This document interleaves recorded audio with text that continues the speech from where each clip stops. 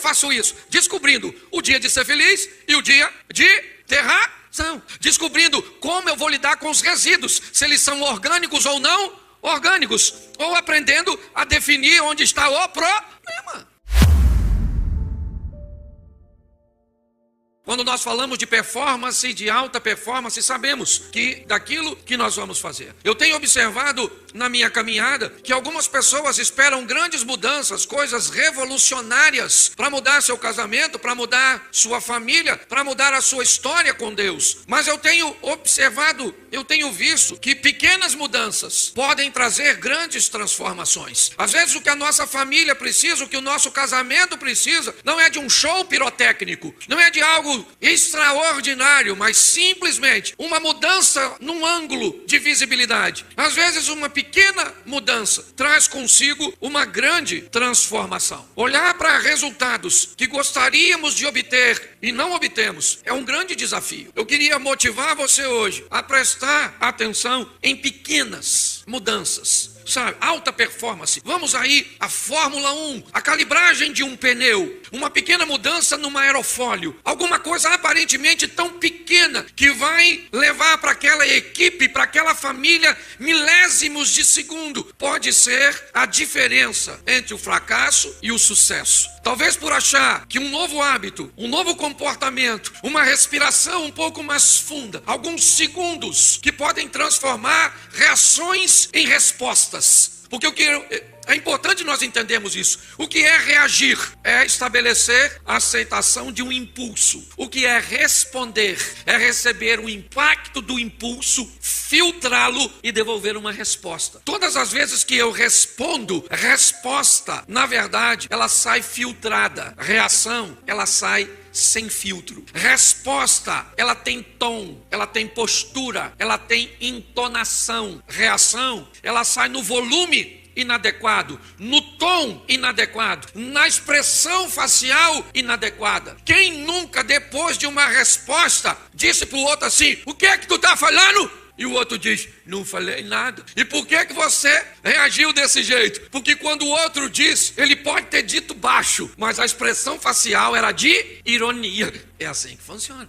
Então, se fizermos pequenas mudanças, nós podemos obter grandes resultados. Então, se você está esperando se tornar o príncipe encantado, da noite pro dia vai dar ruim, entendeu? Primeiro arruma um cavalo, depois uma capa, depois fica bonito, depois fica educado, para talvez depois virar o príncipe. Ou seja, pequenas mudanças. Se você aparece do dia para a noite como príncipe, tu mata a Fiona do coração.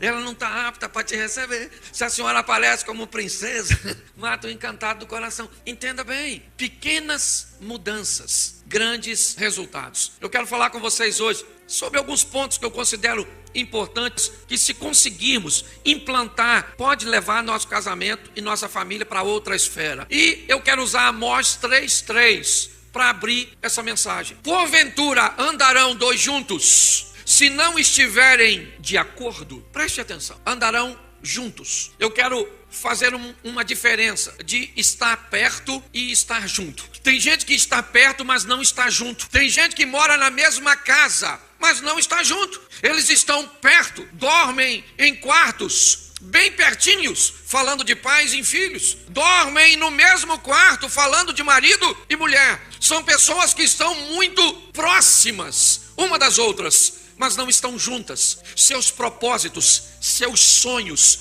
não há acordo entre eles. O que a Bíblia está dizendo é que para estar junto, há uma necessidade de termos ou de estabelecermos acordo. O que são acordos? Na verdade, acordo é aquilo que se faz para se estabelecer o que será feito, que normalmente tem para o propósito levar o bem-estar para duas ou mais partes. Então quero que você entenda. Se uma família tentar viver sem acordo, sem aquilo que busca trazer o bem-estar para todos, para pais, para filhos, para cônjuges, inevitavelmente nós corremos o risco de vivermos perto, mas nunca estaremos juntos. Tem um ditado popular que diz que aquilo que é acordado antes, que aquilo que é combinado nunca é caro, que foi combinado antes. Todo ser humano vai viver dois momentos muito importante em sua história. Um ambiente onde ele vai optar por ser feliz ou ter razão. Isso é importante, porque todo ser humano emocionalmente saudável quer ser feliz, amém? Mas razão também é muito importante. Qual é o grande problema de muitas famílias?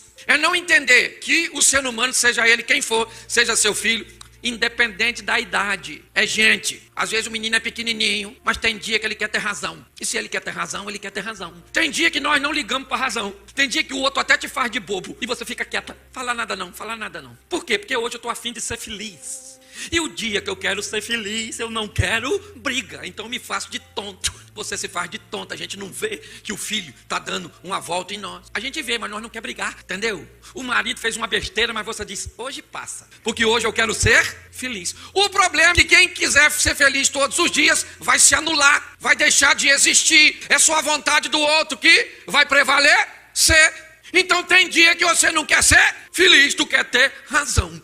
E o dia que tu quer ter razão, aí, querido, é que a porca torce o rabo. Porque aí ele faz algo que é muito menor do que ele fez semana passada. E tu vai partir para cima dele igual um bicho. Ele diz, quem é essa mulher? É a que quer razão. E por que não brigou aquele dia? Porque queria ser feliz. Então tem dia que nós queremos ser feliz. Feliz com os filhos, feliz com a mulher, feliz com os pais. Aquele dia nós estamos tranquilão, entendeu? Parece que tu tomou um Rivotril. Tá tudo zen, tá beleza, tá beleza, tá beleza. Vamos assistir o que na TV? O que você quiser. O controle é seu. Aí você pensa, quem é que tá aí? Sai agora, em nome de Jesus. Que você não é assim. Todo mundo tem o seu dia de ser feliz, mas também todo mundo tem o dia que quer ter razão. Segunda coisa, todas as brigas deixam resíduos. Todas as confusões, todas, quer com seus pais, com seus filhos, com seu cônjuge, sempre fica alguma coisa, resíduos, sujeira, lixo, ok? E aí vem uma perguntinha básica, o que eu vou fazer com esse resíduo? Grande parte dos conflitos conjugais são estabelecidos por resto de coisas do passado, que não foram digeridas, que não se deterioraram. Eu posso chamar grande parte de vocês e dependendo da pergunta que eu fizer, você vai me mostrar a sujeira de uma semana, de um mês, de um ano, de 10 anos. E aí pergunto eu, por que é que essa sujeira não se deteriorou? O que esse resíduo ainda está fazendo no seu coração? Quem nunca se deparou com um problema em sua família? E quando você vai ouvir, a mulher pega lixos de anos de diferença. Isso ele me fez quando nós casamos, isso aqui nós tínhamos 5 anos de casado, e semana passada ele me fez isso, e ontem ele me fez isso. Você vê, a dona é dona do aterro sanitário. Resíduos. Deixa eu te dizer uma coisa. Primeiro aprenda uma coisa, que você que é casado, para de achar que cama é lugar de resolver problema, de acabar com resíduo. Tem gente que briga, aí depois da briga eles vão para lá, para a cama. Aí é um negócio extraordinário. Cama não é lugar de resolver problema. Cama é lugar de celebrar problema que foi resolvido. Quem pensa que resolve problema na cama é só uma questão de tempo até enfrentar um divórcio. Resíduo funciona da seguinte forma: ele pode ser orgânico ou não orgânico. Exemplo: você resolveu comprar um cachorro quente e uma Coca-Cola de 600 ml. Estava com pressa, comprou e está comendo, indo para casa. Você então não consegue comer o sanduíche inteiro e vai com o sanduíche e joga fora. Aquele sanduíche estava envolto num saquinho plástico e você jogou fora e foi embora tomando sua Coca-Cola. Provavelmente 2, 3, 4 dias depois, o cachorro quente já desapareceu, já se deteriorou, orgânico. Mas eu pergunto a você, e a sacolinha que ele estava envolvido? Ela também se deteriorou? Não, porque ela não é orgânica. Tem resíduos que nós vamos deixar nos nossos filhos, que eles são passageiros. Tem coisas que nós vamos falar com eles. Tem maneiras que nós podemos corrigi-los, até mesmo com uma vara, com uma disciplina. E que esse tipo de correção moderada, equilibrada, vinda como resposta e não como reação, vai machucar seu filho. Ele vai ficar dolorido da chinelada que levou, da palavra que ouviu, mas esse é um resíduo orgânico. Uma semana depois, já não tem mais. 15 dias depois, a mulher não lembra mais do que você disse, do que você fez.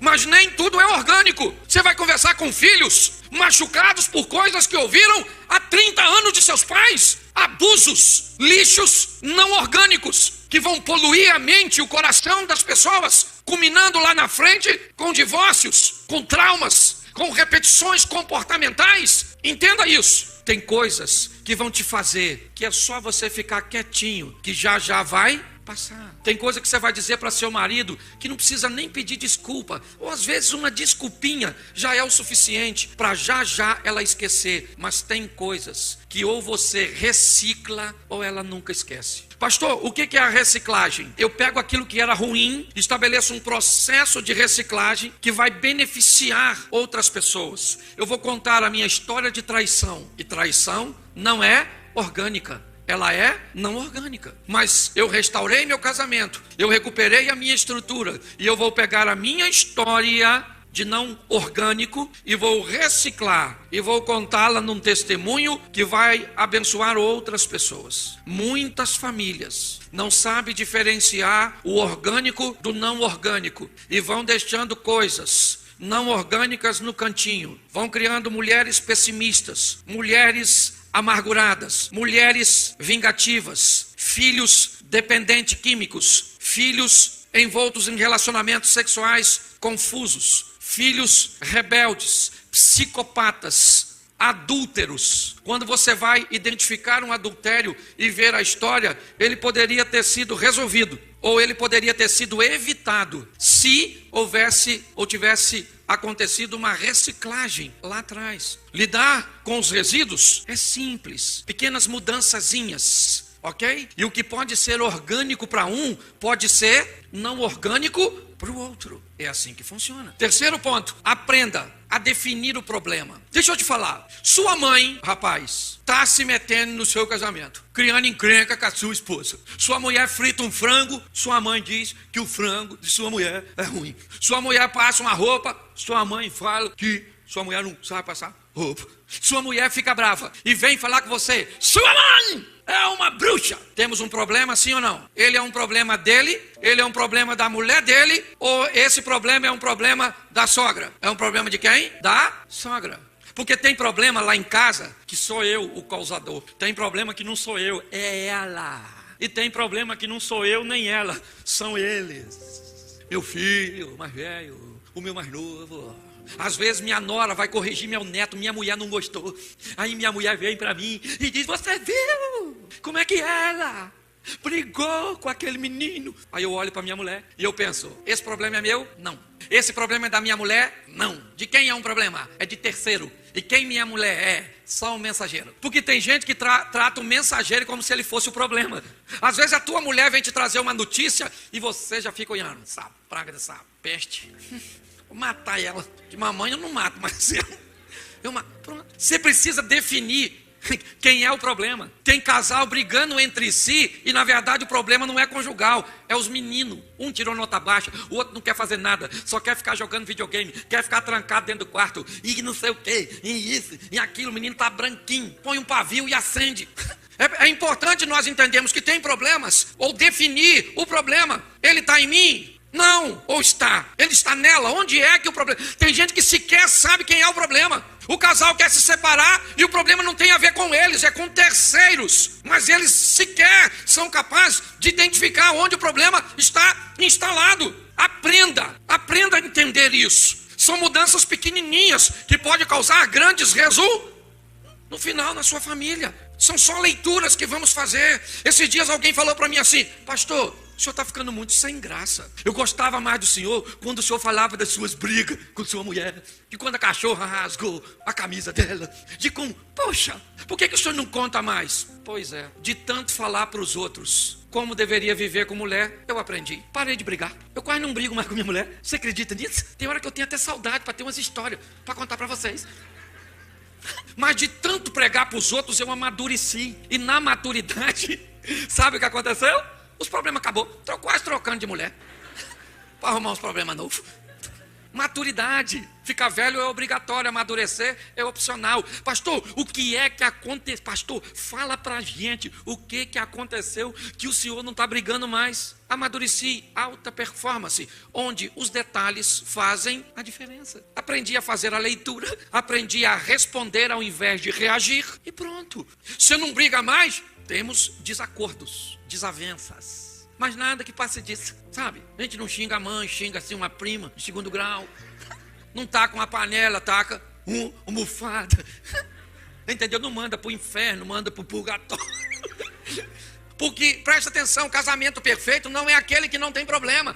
Casamento perfeito é aquele que o intervalo das brigas são longos e a intensidade são fracas. É assim. E como eu faço isso? Descobrindo o dia de ser feliz e o dia de ter razão. Descobrindo como eu vou lidar com os resíduos, se eles são orgânicos ou não orgânicos. Ou aprendendo a definir onde está o problema. Se minha mulher trouxe um problema e ela é apenas a mensageira do problema, eu não trato ela como problema. Eu vou onde o problema está. Está no meu filho, no meu neto, na igreja, no vizinho. É assim que funciona. Porque se eu tratá-la, se eu trato quem traz o problema como um problema, eu tenho dois. É assim que funciona. Se nós aprendemos a lidar com os detalhes, quinto, como vencer a miopia? Como vencer o problema que está em nós? Esse é um grande desafio de muita gente. Porque problema é igual caroço de feijão no dente. Você só vê se tiver no dente dos outros. Se tiver no teu, tu fica rindo.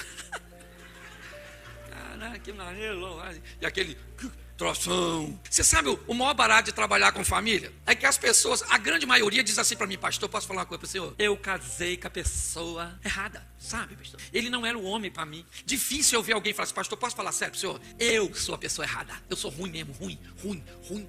Eu sou prima do Satanás. Sempre ruim quem é? O outro. E eu aprendi uma coisa tratando de família: se você ouvir só a versão da Chapeuzinho Vermelho, o lobo sempre vai ser mau. Vença a miopia e consiga enxergar que o seu casamento é ruim porque você é ruim. Ninguém falou amém. Porque na verdade ruim sou eu que estou falando isso com você. Tem coisa no seu casamento, minha senhora, que não muda porque a senhora é carne de pescoço, entendeu? A senhora é pior que goteira, entendeu? Tem coisa que na sua casa é ruim, filho, porque você é um parasita. Sabe o que é parasita? É aquele que gruda nos outros para viver dos outros. Uns filhos enclausulados, pede para jogar o lixo fora, parece que o lixo é atômico. Mãe, tô com fome, vai lá e arruma. Acabou a fome, acabou. Se mandar, vai lá e arruma a sua comida. Dá choque. O garfo, você está rindo, mas é sério. Então descubra quando o problema está na senhora. A senhora é uma sogra chata, sabe? Chatonilda. A senhora é chata. A senhora quer concorrer com a nona, entendeu? Porque esse menininho da senhora, de 30 anos, é seu bebê, então... E ele fica agarradinho com cordão umbilical na véia. Você está entendendo? Enxerga o problema em você. Você que é uma nora manipuladora, que não quer que o seu marido envie recursos, seja emocionais, espirituais ou materiais, para a mãe dele. E saiba de uma coisa: homem que não cuida da mãe depois de velha, também não cuida da esposa. Quando seu cônjuge quiser cuidar de seus pais, agradeça a Deus, porque quem cuida de pais, cuida de cônjuge. Quem é você? Um cunhado que parece esmeril, chega na casa dos outros para comer tudo. Encostou, come. Cadê o bolo que estava aqui? Fez 3 tabuleiros, sumiu. Quem é que tem?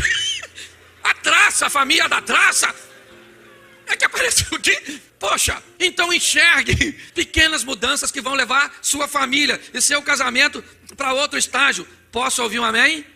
Sexto, descubra, grave essa sigla: MPV, mínimo possível viável. Descubra isso. Mínimo possível viável. O que é isso, pastor? É aquilo que eu posso fazer pelo meu casamento, pelos meus filhos, pelo lazer, pela gastronomia, seja qual for a área. Mínimo possível viável. Tem gente que está esperando fazer algo para o seu casamento quando ganhar na loteria, quando arrumar um emprego extraordinário. Quando? Aprenda a descobrir o mínimo possível viável. E aquilo que você conseguir fazer de forma pequenina, mas recorrente, a somatória dessas coisas pequenas farão grandes mudanças. Mínimo possível viável. Gostaria de levar minha mulher para onde? Veneza, andar numa gôndola. Tu tem dinheiro, irmão, para andar de gôndola? Não. Então o que você faz? Mínimo possível viável. O que vai dar para fazer esse mês? Pegar um busão aqui, ir até a praia, dar um rolê com ela, sentar, um sorvetinho, chupa aqui, querido. Isso, agora um só para dividir para 2. Mínimo possível viável. Agora vamos tomar uma Coca-Cola. E o sanduíche? Trouxe na bolsa. O que é isso? Isso é mínimo possível viável. Faça o mínimo possível. Você quer levar seu filho para Disney? Pois é, querido. Vá para sua casa e seja você. Uau, Disney. Dá para pegar essa renca de gente e levar no cinema? Não dá. mas dá para pegar um Netflix, botar a turma toda lá, 1 quilo de pipoca, 2 Coca-Cola. Pastor, tá caro, mas faz de 2 em 2 meses. É mínimo possível viável. Tem gente que não trabalha com o mínimo possível viável, esperando o extraordinário, ele nunca acontece. Vocês sabem que coisas pequenininhas feitas de forma recorrente é o que abrilhanta toda a história. Eu estou dando a vocês só pequenas doses. E 7º, para mim terminar aqui, descubra prioridade, importância e supérfluo. Aprenda isso. O que é prioridade, o que é importante e o que é para o outro, não para mim. Te deram uma tarefa, te incumbiram, não defina. Pergunte, supérfluo, importante ou prioridade? Dependendo do que for, não se meta com isso. É assim que funciona. Isso pode levar o nosso casamento, isso pode levar a nossa família para uma nova esfera. Posso ouvir um amém? Então você não pode se eximir do sofrimento, mas você pode reduzi-lo, sofrer menos. Por quê? Se você é alguém que coloca céu primeiro, terra depois, vive pela fé e traz claridade, luminosidade para a sua vida, você se tornou mais assertivo. Ilumine as coisas. Eu tenho aprendido uma coisa, e é isso que eu quero conversar com vocês hoje. Que o casamento, ele não tem problema. Problema quem tem são as pessoas que compõem o casamento e a família. O casamento é perfeito, mas é um marido complicado, com a mulher bagunçada, com os filhos esquisitos, com a sogra tóxica, com um cunhado abusivo. Essas coisas que você sabe melhor do que eu. O casamento é tão perigoso que só acaba com a morte. Então eu aprendi que se nós melhorarmos o indivíduo, nós melhoramos a instituição. Se nós pegarmos as pessoas e oferecermos a elas a palavra da transformação, se essas pessoas se tornarem acessíveis ao poder do Espírito Santo, se elas ouvirem a voz de Deus, se entenderem que acima das formações, das matrizes que você recebeu e que te moldaram, das frustrações, decepções que você enfrentou, ainda numa fase de formação, e que estabeleceram sobre você comportamentos desafiadores, eles podem ser vencidos pelo poder de Deus.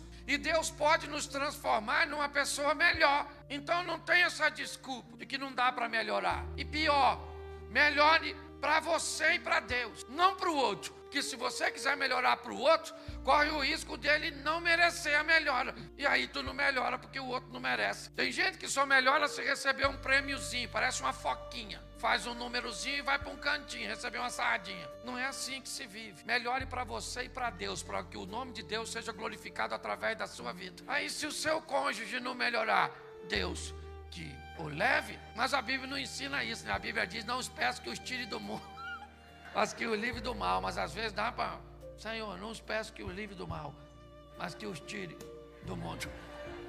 Então quero te mostrar algumas coisas, vou fazer algumas aplicações no contexto familiar, mas eu preciso que você entenda primeiro que você não está aqui à toa, você está aqui porque Deus te trouxe aqui. E se tem alguém que não perde tempo e é altamente intencional, esse alguém é Deus. E Ele te trouxe aqui foi para falar com quem veio. Tem gente que acha que a mensagem é para quem não veio. Então a mensagem é para você mesmo, para a senhora sair daqui uma sogra melhor, uma esposa melhor, um filho melhor, um pai melhor, um irmão melhor, um cristão melhor, através da palavra de Deus e do poder do Espírito Santo. Posso ouvir um amém? Amém.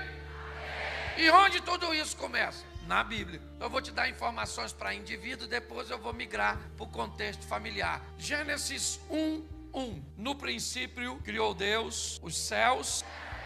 Senhor nosso Deus, continua falando conosco. Fala conosco não aquilo que queremos ouvir, pois isso é muito pouco. Fala conosco aquilo que precisamos ouvir. Que o Teu Espírito tenha acesso ao nosso coração. Que todas as reservas, todas as preocupações, todas as distrações caiam por terra. E que a atenção agora esteja direcionada para o Teu trono, para a Tua voz, para a Tua palavra, em nome de Jesus. Amém. Glória a Deus. Amém.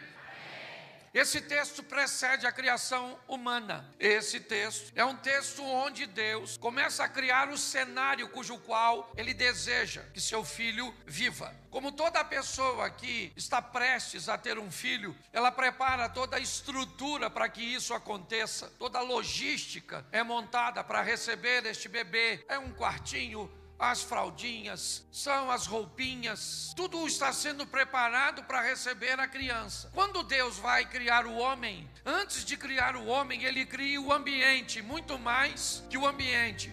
os princípios quais o homem ou seus filhos deverão cumprir. Para quê? Para ter uma vida excelente nessa terra. Para que vivam uma vida de satisfação, de prazer.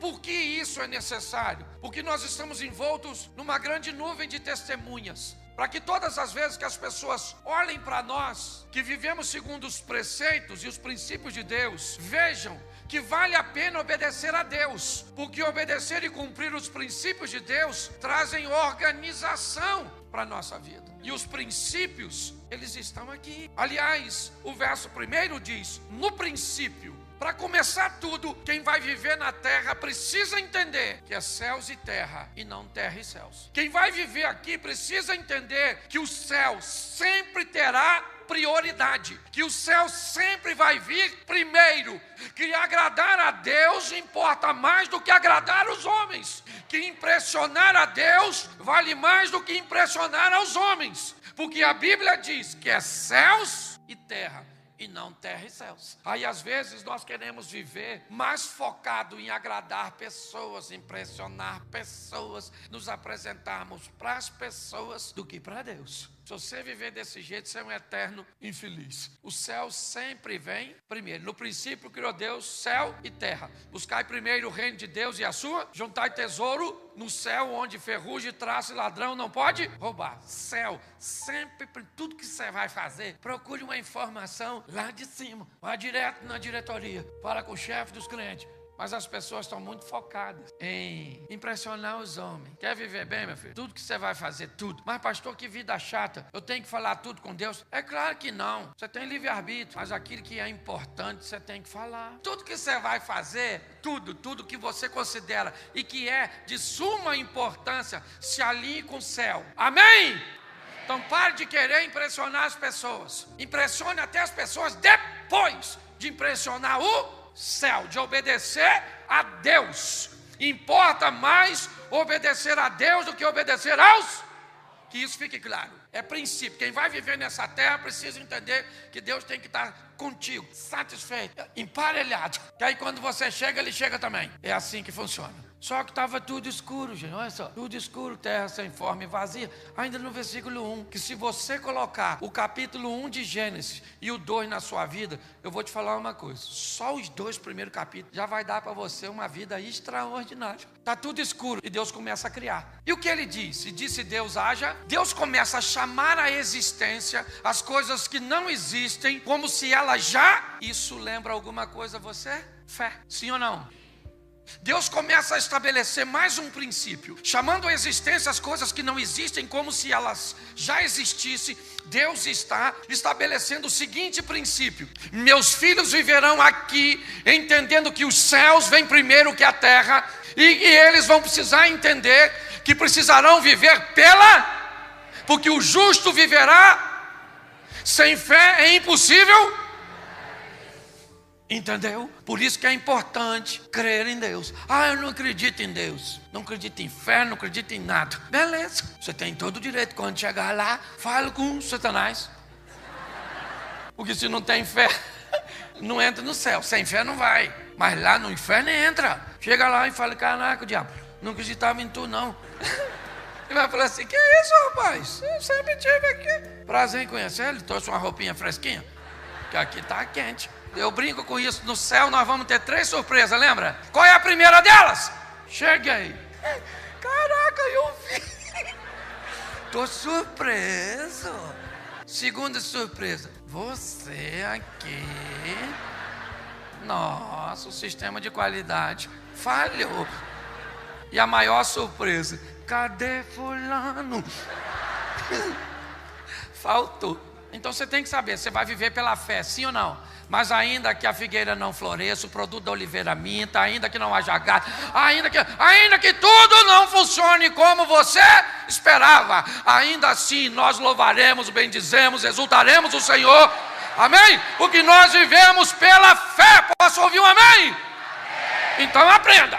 Terceiro: e disse Deus, haja luz. Guarde isso. que está tudo escuro e Deus, antes de fazer qualquer coisa, clareia. Por quê? Porque quem faz as coisas no escuro normalmente não faz bem feito. Traga claridade, menino. Quer montar um negócio? Ilumina, traga conhecimento, informação em torno daquilo. Quer arrumar um amigo? Ilumine. Crie categorias de amigo de 1 a 10. Todo mundo que entra, entra onde? No 10º lugar. E à medida que vai ganhando confiança, vai promovendo. Deixa eu falar uma coisa para você. Hoje, claridade. E disse Deus, haja todas as vezes. A viagem rende mais de noite ou de dia no que diz respeito à visibilidade. Claro! Se você enxerga mais longe, você pode aumentar a velocidade, melhorar a precisão, sim ou não?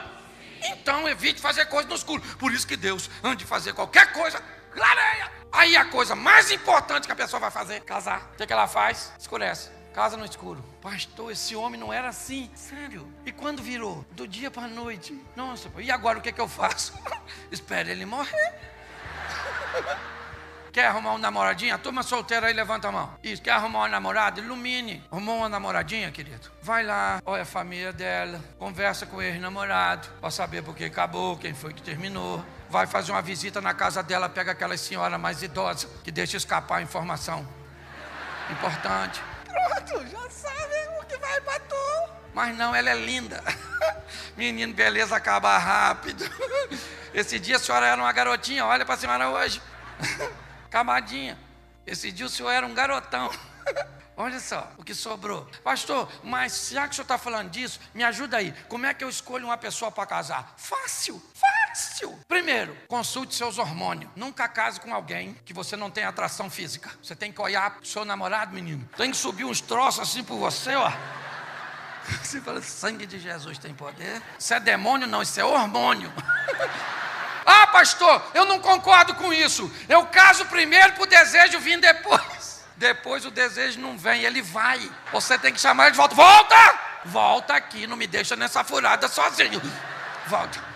Segundo critério, se vai escolher alguém, não se preocupe com o que a pessoa tem ou deseja ter. Se preocupe com a capacidade que ela tem de compartilhar. Ah, pastor, tem que casar com alguém que professa a mesma fé. É bíblico e ajuda, mas se fosse assim, casamento entre crente não tinha problema. Às vezes você casa com alguém que professa a mesma fé sua e tem muito menos problemas, principalmente no que diz respeito à fé, com alguém que é de uma outra religião, porque você casou com alguém flexível. É assim que funciona. Claridade, ilumine, menino. Vai lá, olhe, pense, converse com Deus. Senhor, será que ela está escondendo algo? Sempre esconde, porque ninguém se revela 100%, porque senão ninguém casa com você.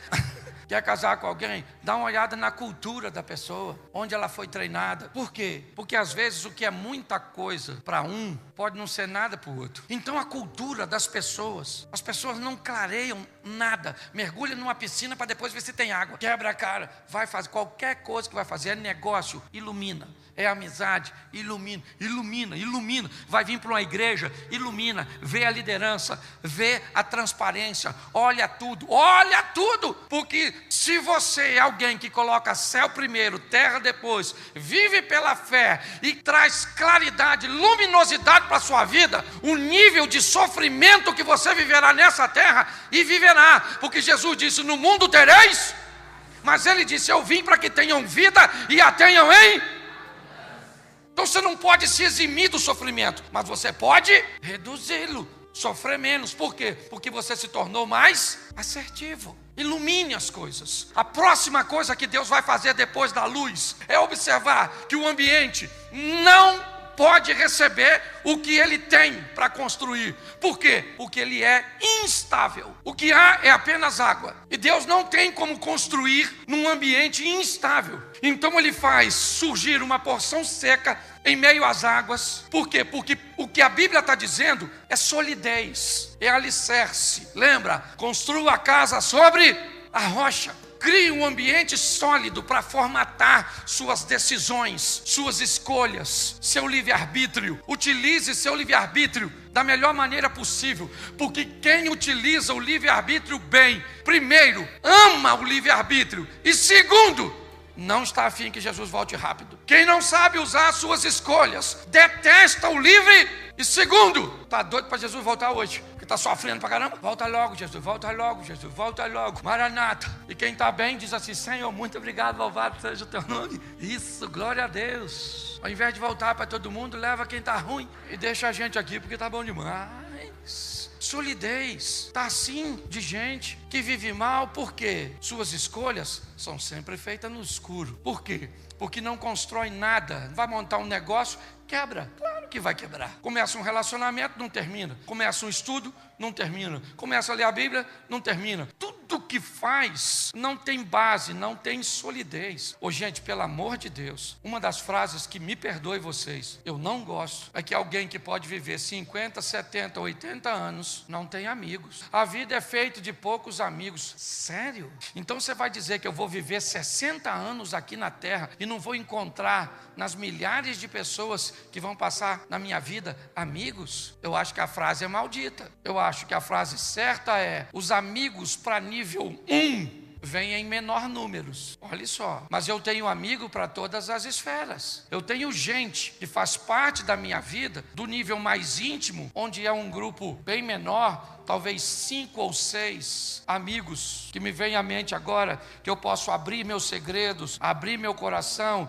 confiar, pedir ajuda. Mas eu tenho amigos de lazer, de pescaria, de futebol, de shopping, amigos em níveis um pouco mais distantes. Isso, todas as vezes que alguém me diz que não tem amigos, eu sei que provavelmente essas pessoas, ou essa pessoa, não é emocionalmente saudável, porque só os emocionalmente saudáveis conseguem construir relacionamentos longos e salutares. Quebre isso da sua mente. Você precisa de muitos amigos, sim, somente aprenda a distribuí-los em classe. E por que não faz? Porque constrói em ambiente de escuridão, e aí fica decepcionado. Por que não fazem? Porque constrói em ambientes insólidos. Mas agora, para entendermos, Deus cria 2 astros, um para governar o dia, outro para governar a noite. O que Deus está dizendo é que se eu quero viver nessa terra, seja dia ou seja noite, o céu vem sempre primeiro. É assim que funciona. A fé é o meu combustível. Eu ilumino, construo coisas em lugares sólidos e assumo o governo. Escureceu, perdi, está ruim, está lá Jesus. Getsemane, o lugar que ele foi prensado, difícil, seus companheiros estão dormindo, atenção, a guarda está chegando para prendê-lo, e ele está tranquilo. É noite, e não apenas noite em horário do dia, é noite no ambiente que Jesus está inserido, mas ele tem o controle de suas emoções. O que precisamos erradicar de nós são as desculpas. Assumimos a responsabilidade porque Deus é bom, sua misericórdia dura para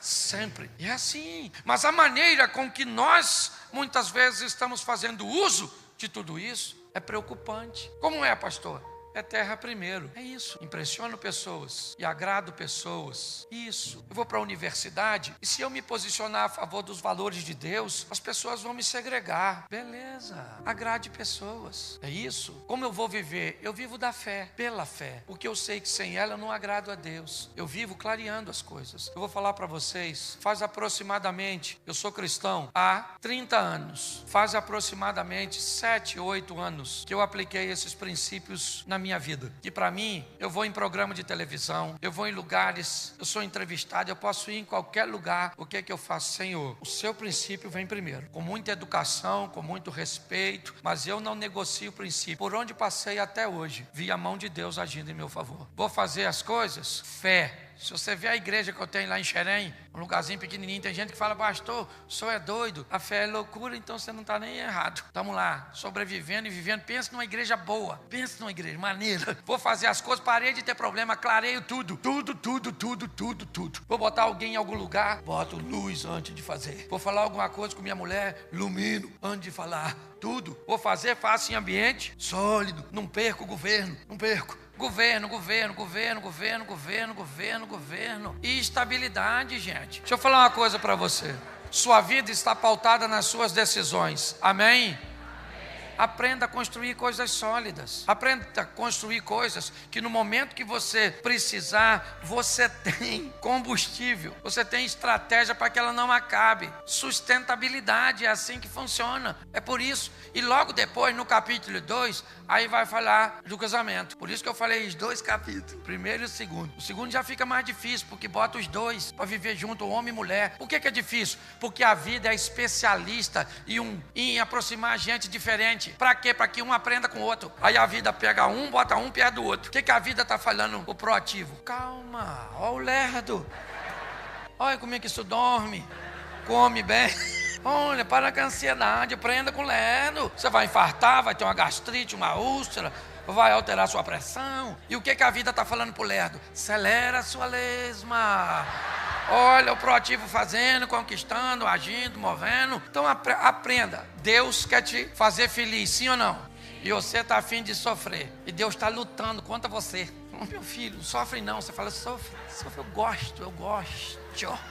gosto. Só para eu terminar, falar uma coisa para vocês. Você só tem uma oportunidade. Joga lá fora, não. A vida é boa demais. Se você não sabe viver, não culpe os outros. E muito menos a Deus. E por favor, deixe o diabo em paz.